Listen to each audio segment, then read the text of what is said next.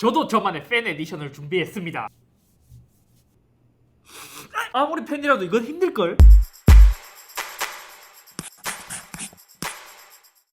안녕하세요, 이섭입니다. 삼성에서 출시한 팬 에디션, 줄여서 FE라고 하죠. 이젠 갤럭시 노트 7 출시 후 불미스러운 사건이 있기는 했었지만 노트 FE가 나오기도 했었는데, 작년 기점으로 이제 삼성에서 팬들을 위한 FE를 공식적인 라인업으로 밀고 나가려는 듯합니다. 그래서 올해는 상반기 갤럭시 S21을 출시했고, 하반기는 S21 FE 출시를 앞두고 있는 가운데 중국 공업정보화부 인증을 통과하면서 갤럭시 S21 FE의 주요 사항이 공개되었습니다. 그래서 오늘은 대부분의 스펙이 유출되었고, 또 가성비를 위해 FE 시리즈를 기다리신 분들이 있을 것 같아 정리를 해보려고 합니다. 디자인은 기존과 마찬가지로 갤럭시 S21과 유사한 룩을 따라가고 있습니다. 후면 디자인 또 카메라 부분은 일체화된 색상으로 퀀텀2와 비슷한 느낌이 없잖아 있습니다. 근데 이 부분에서 FE는 카메라 부분, 그러니까 특이하게 튀어나와 있는 디자인이 S21의 이제 뭔가 시그니처잖아요. 그렇기 때문에 FE는 그 부분이 금속일지 플라스틱일지가 조금 기대되는 부분이기도 합니다. 그리고 당연히 후면 글라스틱도 그대로 사용할 것 같고, 약간 의아한 점이 있다면 유출된 사진을 봤을 때 측면이 그 약간 금속, 그러니까 알루미늄이나 메탈 프레임이 아니라 어쩌면 이제 플라스틱 소재를 쓸 수도 있지 않나 싶은 생각이 들더라고요. 측면도 약간 무광으로 보이지 않나요? 그리고 기존 S20 FE와 마찬가지로 다양한 색상으로 출시될 예정이라고 해요. 그리고 사이즈 또한 공개되었습니다. 전체적인 크기는 S21과 S21 플러스 사이 정도라고 생각하면 될 것 같고, 요즘은 중국기도 들어가는 방수 방진, 플래그십답게 IP68 등급을 지원합니다. 무게는 크기 대비 나름 괜찮은 176g이더라고요. 중요한 디스플레이는 6.4인치의 풀 HD 플러스 120Hz를 지원하고 있습니다. 이 디스플레이를 봤을 때는 여러가지로 추측해볼 수 있었습니다. 기존 S20 FE도 중국기, 그러니까 갤럭시 A51의 패널과 이제 같은 기반이었기 때문에 플래그십보다는 좀 낮은 수준의 디스플레이가 탑재되었습니다. 하지만 장점이라면 뭐 수리비가 싸다는 점이 있기는 하지만, 이와 마찬가지로 S21 FE는 A51의 이제 디스플레이 기반을 좀 공유하지 않을까 합니다. 하지만 또 사진상의 베젤을 보면 S20 FE와 달리 굉장히 좀 얇은 디자인을 갖고 있죠. 그리고 중요한 프로세서는 퀄컴의 스냅드래곤 888이 탑재될 가능성이 있습니다. S20 FE도 프로세서만은 플래그십이었으니까요. 다만 최근 반도체 대란으로 인해 국내는 이제 S21과 동일한 삼성의 엑시노스 2100을 탑재할 가능성도 배제할 수는 없습니다. 램의 경우 6기가와 8기가 두 가지의 가능성이 있습니다. 먼저 긱벤치 5에 올라온 것을 보면 하나는 6GB, 또 다른 하나는 8기가로 두 가지의 모델이 있음을 추측해볼 수 있죠. 그렇기 때문에 한국에서는 이게 6기가로 출시될 것이냐 8기가로 출시될 것이냐가 조금 이제 관건이긴 한데, 또 8기가를 탑재하기에는 S21과 S21 플러스와 이제 동급이기 때문에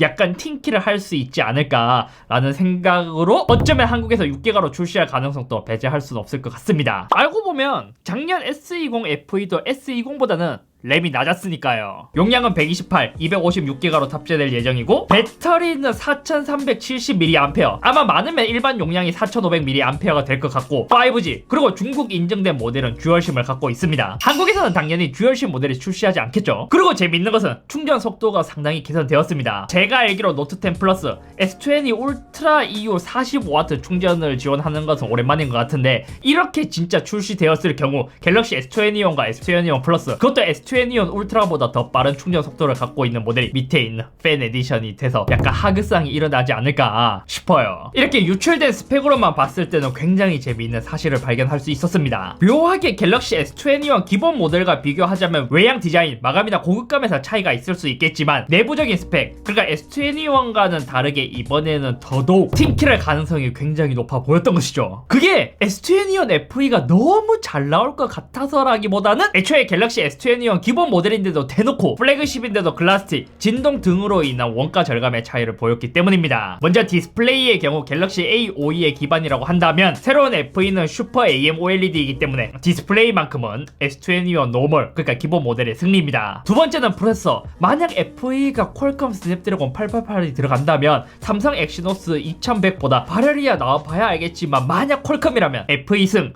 만약 삼성 엑시노스라면 동급. 진동 모터는 기본 모델도 저가형을 썼기 때문에 이것도 동급일 것 같고, 그리고 외장 메모리 또한 FE에서 지원할 것이라는 이야기가 들려오기 때문에 이것은 FE 승. 배터리는 디스플레이 사이즈와 전체적인 크기의 차이가 있기 때문에 1대1로 비교하기에는 어렵지만, 디스플레이 사이즈 증가에 비해 배터리 폭이 더 크게 증가했기 때문에 FE 승. 충전 속도는 당연히 FE가 더 빠르고, 무게 또한 배터리처럼 크기 대비해서 살짝 애매하긴 해요. 그리고 만약 새로운 FE 모델의 테두리, 그러니까 이제 요쪽 하우징 부분이 알루미늄이나 메탈 프레임이 아니라 플라스틱이라면 기본 모델이 승리입니다. 근데 사실 이렇게 보자면 이것도 모든 추측이고 가정이긴 한데, 생각해보면 플래그십인 S21 기본 모델이 더 좋아야 함에도 불구하고 이렇게 우위가 나눠진다는 것은 뭔가 좀 웃기긴 하죠. 마지막으로 가격을 예측해보자면 S21의 기본 모델이 99만원이었으니까 개인적으로 추측을 해보자면 S21 FE는 70만원 후반대로 출시될 가능성이 크지 않을까 싶습니다. 다만 기존에 출시되었던 갤럭시 퀀텀2가 있기 때문에 이 하극성을 좀 피하려면 한 79만원 정도가 적정선이지 않을까. 기존 S21 FE가 아마 89만원 정도에 출시되었는데 이번 S21도 가격을 내렸으니까 뭐 이렇게 이제 여러가지를 생각해 봤을 때 최소 79만원, 만약에 조금 더 오르더라도 80만원 초중반이 되지 않을까 싶습니다. 근데 또 모르겠어요. 갤럭시 A52가 한국에 정식 출시를 아직까지 안 한 것처럼 갤럭시 S21 FE도 한국에 출시하지 않을 것이라는 썰이 있기 때문에 약간 실제로 공개되는 것을 봐야 알 것 같습니다. 그리고 진짜 마지막으로 삼성의 갤럭시를 좋아하는 유저로서 진지하게 삼성이 잘 됐으면 하는 바람으로 이야기해보자면, 빠르면 곧 나올 폴드, 적어도 내년에 출시될 S22에서 뭔가 좀 달라졌으면 좋겠습니다. 그러니까 우리나라 제조사가 세계 스마트폰 시장을 선도하는 게 굉장히 자랑스러웠는데 최근 몇 년 사이 갤럭시에 대한 분위기가 점점 안 좋아지는 것 같습니다. 예전에는 그래도 갤럭시 S 시리즈나 노트 같은 플래그십이라면 플래그십다운 느낌을 줬었는데, 요즘 S 시리즈는 플래그십인데 뭔가 플래그십이라는 그 단어에 맞지 않게 원가 절감이 주된 목표가 되어버린 것 같더라고요. 물론 기업의 입장에서는 최대 이윤을 내는 게 당연하지만 그렇게 되면 될수록 원가 절감은 더 하게 되고, 플래그십을 플래그십다운 대우를 하지 않을수록 점점 더 고객은 이탈할 것으로 생각됩니다. 요즘 제 주변에 20, 30대를 보더라도 좀 체감되는 게 있어요. 핸드폰을 살 때 보면 갤럭시가 아이폰에 비해 가격 차이가 크지도 않고, 아이폰의 경우 급나누기를 하지 않는 게 아니라 하긴 해도 일반을 살 사람, 프로를 살 사람으로 확실히 구분해서 선택권을 더 넓혀놨고, 그리고 결정적으로 기본의 광고, 이거는 제 주변의 20, 30대들은 다,